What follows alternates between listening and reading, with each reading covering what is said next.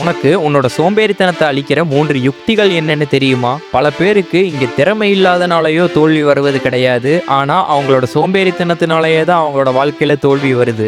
ஏன்னா அவங்க அவங்களோட மனசுல நாளைக்கு பண்ணிக்கலாங்கிற ஒரு எண்ணத்தை விதைச்சு அவங்களோட கனவுகளை பாதியிலே புதைக்கிறாங்க. அதனால இதை கட்டுப்படுத்த இருக்கிற முதலாவது வழி 5 நிமிடம் மட்டும் செய். ஒரு வேலையை உனக்கு செய்ய விருப்பம் இல்லை அப்படின்னா அதை நான் 5 நிமிடம் மட்டும் தான் செய்ய போறேன் என தொடங்குவது தான் கஷ்டம். அதுக்கப்புறம் உன்னுடைய மனசே அதை தொடர்ந்து செய்ய ஆரம்பிக்கும். இரண்டாவது, மொபைலை கட்டுப்படுத்து.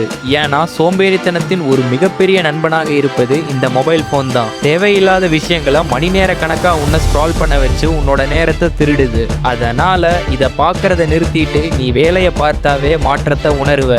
மூன்றாவது, சிறிய இலக்குகளை வை. பெரிய இலக்குகள் சில நேரங்கள்ல உனக்கு பயத்தை தரும். ஆனா சிறிய இலக்குகள் உன்னை செயல்ல இறங்க வச்சு நாளைக்கு பெரிய வெற்றியாக மாற்றும். அதனால கடைசியில இதை ஒன்றை மட்டும் நினைவுல வச்சுக்கோ. சோம்பேறித்தனம் மெதுவாக உன்னோட வாழ்க்கையை அழிக்கும். ஆனா ஒழுக்கம் உன்னோட வாழ்க்கையை மெதுவாக உயர்த்தும் அப்படிங்கிறத மறந்துடாத.